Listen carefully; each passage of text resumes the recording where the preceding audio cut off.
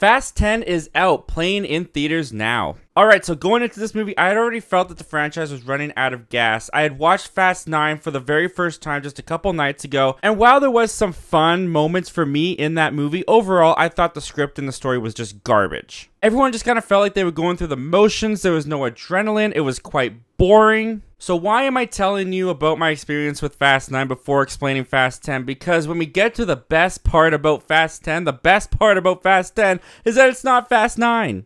Honestly, this movie for me was like a night and day comparison from Fast 9 to Fast 10. The quality just jumped so much higher in this movie than in Fast 9. It felt like we went back to the fun and the stuff that I liked about the Fast and Furious movies in like 5, 6, and 7.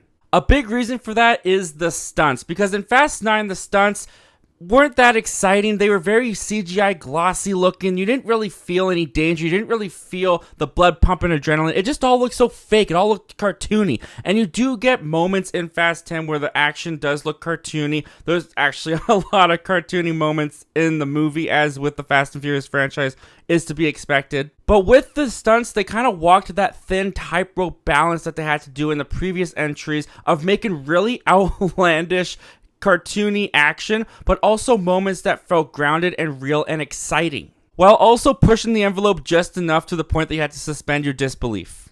But a big reason that you come to the Fast and Furious franchise is for the action, is for those stunts, and I honestly think Fast 10 has the best to offer since Furious 7. Speaking of the best in the franchise, let's talk about Jason Momoa as the villain of Fast 10. The best villain they have had in the entire series.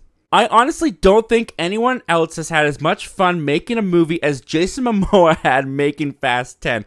This guy is leaping and bouncing around on the screen with just pure joy and elation in playing this role. He is the most unhinged villain that this franchise has ever had, and Jason Momoa chews up every bit of scenery that he is offered in this film. But he's not just a goofy villain, he's also an intimidating villain. He brings real stakes to this movie, to Dom and his family, and the threat that he imposes. He's a very formidable threat, and as seen in the trailers, he's a character that ties back to Fast 5, which is arguably the best Fast movie in the entire franchise. And in the marketing, to me, it kind of seemed like it was a cheap ploy to try to get us to remember the good old days of the Fast and Furious franchise, to get us out to Fast 10. But in the movie, it really works for the character, his motivation, and how he connects to the rest of Dom and his family. And going on to Dom and the rest of his family, one thing in Fast 9 that really felt clumsy to me was how they handled the cast. I really felt like they were overabundant with characters.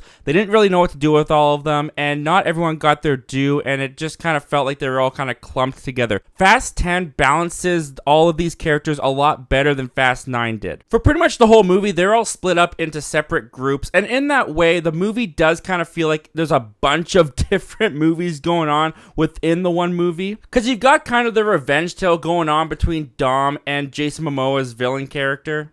And then you've got this cute little road trip movie going on between Jacob and little Brian, with a weird sci-fi mixed with a James Bond kind of movie going on with Michelle Rodriguez's character. They can be tonal clashes at times, but everybody seems to be having fun with their side plots, with what their characters are given to do. And in that way, I found this movie a lot more fun and a lot more easier to get on board with. Because make no mistake, I'm not saying this reaches the heights once again of Fast 5, 6, or 7.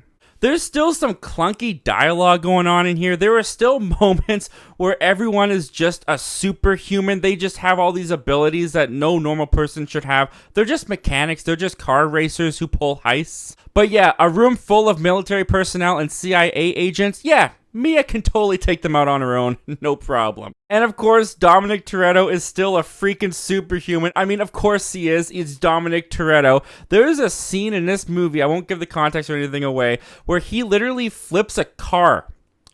A full-sized car with one hand. Just flips it right back up, you know, because he's Dominic Toretto. And like I said, there are some really cartoony moments that you just kind of have to roll with. If you're not willing to roll with them, yeah, this movie's going to come across as really, really stupid at times. And it is still really, really stupid at times. There's some parts in this movie, they're definitely trying to get this sense of finality going on, where they kind of show you parts of history of the Fast and Furious franchise, but they're all just kind of watching actual clips from the movie, and you're just kind of sitting there like, where exactly did you get that footage? Like, there's literally pictures used in this movie that were used in marketing. There's a Furious 7 marketing image in this movie that stuck out to me like a sore thumb that they use as if it's an actual photo that this family took together.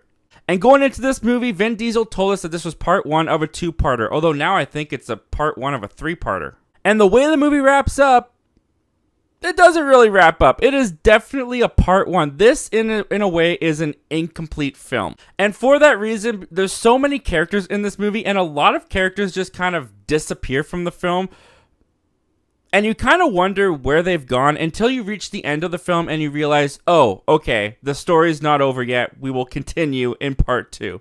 And I think the biggest compliment I can give to this movie is that I was done with the franchise. Even before I watched Fast 9 for the first time, I was kind of tired. I thought that they had run out of gas with this franchise. And now after having seen Fast 10, part 1, I guess you could call it, I really want to see part 2. They got me hooked once again. This movie just felt like rejuvenation. It felt like everybody woke up from the sleep they were in Fast 9, and they actually put some effort into this one and actually had a good time. And therefore, as an audience member, I had a pretty good time watching this. So if you're a fan of the Fast and Furious franchise, and only if you're a fan of the Fast and Furious franchise, if you've never liked the franchise, if you've never got won over by 5, 6, or 7, this isn't going to change your mind. But if those movies did work for you, and you've been feeling a little bit of disappointment or tiredness with the franchise in 8 and 9, I would recommend checking out Fast 10. Wasn't expecting to say that when I went into the movie, but coming out of the movie, what can I say? They won me back over. Before you head out, in case you didn't know, we have a subscriber goal on this channel. We want to hit 2,500 subscribers before the end of the year. If you like talking movies and you've enjoyed this video, or you've been looking around the channel, you've been looking at some stuff, you've been liking it, consider hitting that subscribe button on your way out and joining our little community. We'd love to have you join us over here talking movies. And now I want to hear from you guys. What did you think of Fast 10? Did it hype you back up for the franchise? Did it just feel like another Fast 9 to you? Comment down below, let me know all your thoughts and opinions on this, guys. Thank you once again for watching the video, hearing me out, and I hope to talk to you guys again real soon.